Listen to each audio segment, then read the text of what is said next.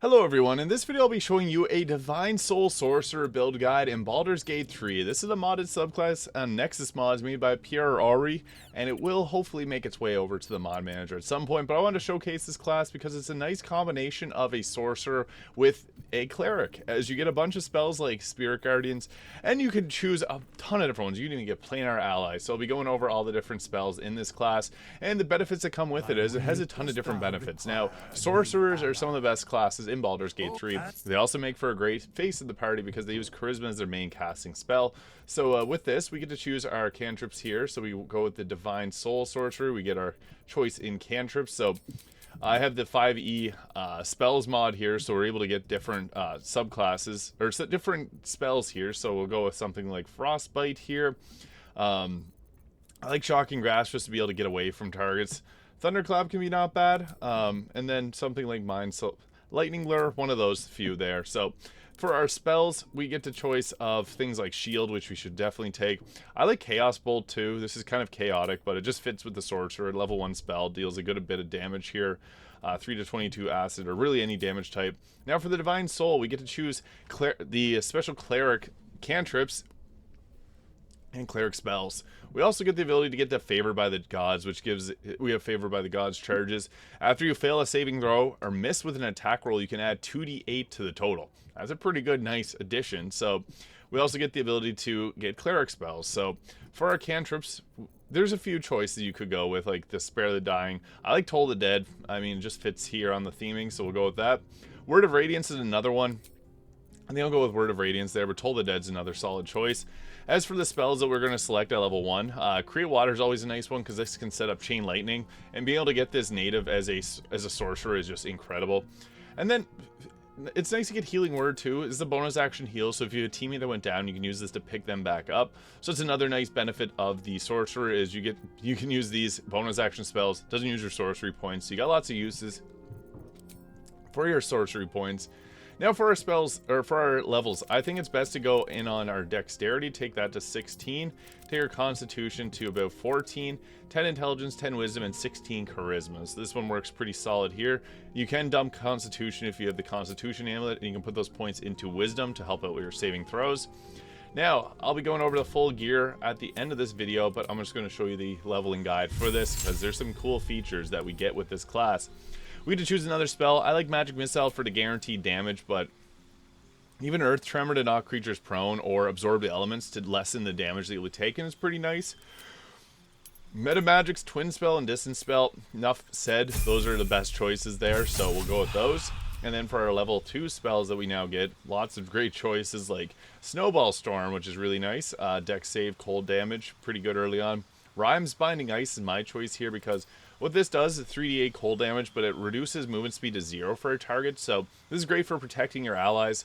Although Hold Person works too, this is a concentration, and we get Spirit Guardians as a nice concentration, so it depends if you want to use Spirit Guardians or not, but we'll go with that there. Now, we're obviously going to be taking our Quicken spell. Being able to cast a spell as a bonus action is a huge buff, so we'll take that. And then for our cantrips here, we'll take I guess really you're free to choose what you want, since we already got a few of these already that we want. Gust can be nice to push creatures back and even take them off of cliffs too, so we'll take that as a cantrip. And for our next level 2 spell, Scorching Ray can be pretty solid damage, and these have attack rolls, so we can use our ability to add the 2d4 of 2d4 to the attack roll with that as well, so that's another nice choice. You can even go with Hold Person though. That's normally my choice, is going with Hold Person, but we'll go with this here. And then for our feat, I think it's best to take Charisma up to 18. Enough said, more Charisma, better spellcasting, better healing. Now at level 5 here, we get to choose a level 3 spell, and again, we get lots of great options like Flame Arrows, Erupting Earth, which creates difficult terrain. This one's good because it doesn't require concentration. We also get Agonizer Scorcher, another good choice. I like Lightning Bolt though, because we have Create Water. And Haste, the good old twinned Haste works really well, but remember this is a concentration, so you may want to have another sorcerer on the team. At level 6, we do get the choice of a few cleric spells. This is really great because the sorcerer's biggest weakness is the availability of spell slots, so getting Spirit Guardians and Spiritual Weapon, my two favorites here, but Mass Healing Word's an also nice one, especially if you want to be able to apply healing to the entire team. But we're going to go with these two options here. And then, yeah, we'll go with that because Spirit Guardians and Spiritual Weapon helps out quite a bit. At level 6, we get ourselves a Celestial Blood here, preventing disease. And then we can also cure disease, poison, paralysis, or blindness with 1 sorcery point. Very nice little benefit there. We also get to pick another level 3 spell. And there's Melf's Minute Meteors that we can go with, creating 6 mini meteors. A good old-fashioned fireball works well, though, but again, twinned haste works, but we do have other concentrations that we could focus on, so it really just depends what you want to put on for yourself. And then at level 7, we get to pick level 4 spells, so there's a lot of new options here. We got all the way down to Blight, Storm Sphere, which can create bludgeoning damage on the start of their and end of the enemy's turns. I really like Erupting Earth, though, I must say. We could take Ice Storm for creating difficult terrain. Without concentration, so maybe that, or really if you want to go back you could take the Erupting Earth, so that's another choice there. Flame Arrow is pretty cool too, but yeah, we'll go with that. And then for our cleric spells, we can take Mass Healing Word and Guardian of Faith there. Revivify is another choice. Sanctuary is another good one. Water Walk is okay if you really want to go focus on water. Create food, but I think Mass Healing Word and Guardian of Faith is nice because it can block an area off and attack with it, so it can be pretty good for damage. Now for our our next level 4 spell, we do got a few good options. Again, Storm Sphere being a fun one. I like Erupting Earth, so we'll take that for difficult terrain. And then ability score improvement, we can take Dexterity up higher or Charisma. Alert for the +5 initiative, also a really great choice. It's entirely up to you if you want more armor class or initiative. So our level 5 spells now, we do get some awesome choices. Like I love Cone of Cold, so that's what I'm going to take. It's kind of hidden down there, and this does ice in a ring, so you can do upwards of 64 damage or 128 if you got water set up, which is really nice. Haste being pretty useful too. And then for our spells that we're going to go with, I think that it's good to go with Flame Strike's not bad because it deals a good amount of fire and radiant damage, just giving you another option. Especially if you want to hit a target with radiant damage, that's a good one. We also have different things like Hold Person being added into the mix, so if we didn't take this previously, we can. Holy Weapon can imbue a weapon with 2 to 16 radiant damage, although this does require concentration, not really well suited for our purposes. I also like Glyph of Warding. This is great because you can place this down on the ground and it deals a damage type, and it doesn't require concentration, so we have multiple ways to crowd control and deal damage without any type of without any concentrations. Friends, if you have Face the Party for a cantrip or Minor Illusion, these work really well too. I really like Minor Illusion for grouping enemies together. For the next level 5 spell slot, Hold Monster just helps out so much in late game, so we're going to go with that. And then for our spell, Subtle Spell or Heightened Spell we can go with. And then once we get our level 11 here, we get the ability to fly, so that's really nice. And we also get a really high level spell from the Cleric spell slot. So Chain Lightning down the bottom here, that's my favorite level 6 spell. Works great on this build. Sunbeam fits thematically too, so you can go with that if you'd like.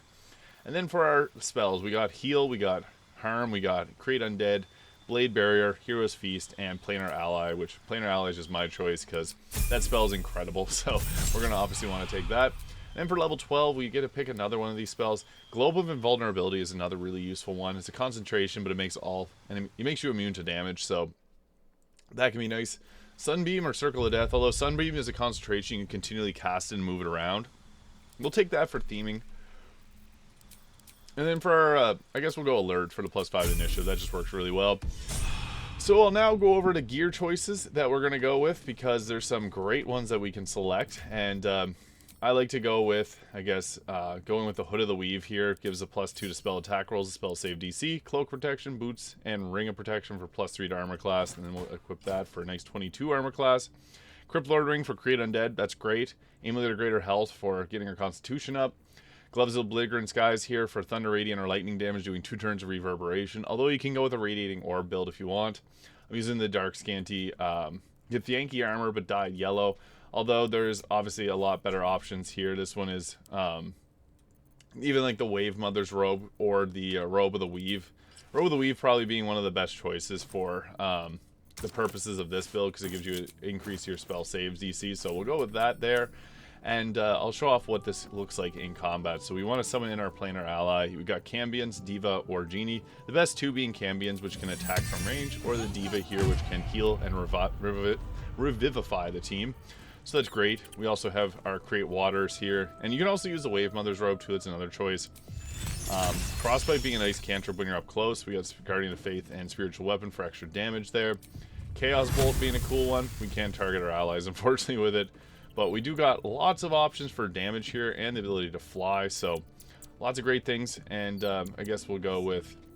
Or I guess with this mod, I'll just have to drag these all over here. I'll show it off in combat here in just a moment, because there's a lot of great combat a lot of great things that we can do in combat. So, bear with me. We got cantrips that deal radiant damage. So if we go in close, we can do a bit of radiant damage here with cantrips, which is kind of nice. I guess it doesn't hurt our teammates, but Rhyme's Binding Ice is great because this can hit in a huge area and then bind everyone in place. So what's great about that is it can, if a lot of save fails there, but con save, and it can cause people to be stuck in position. So that's great for early game crowd control.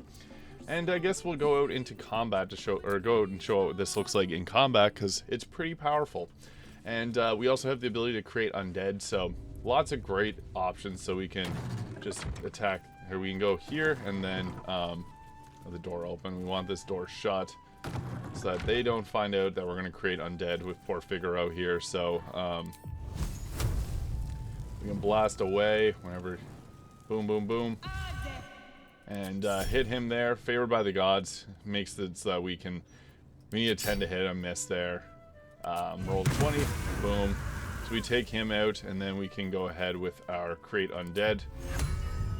Won't let us reanimate him for whatever reason. I was able to do this before. I don't know why it won't let me do that now, but yeah, sometimes there's some issues with this.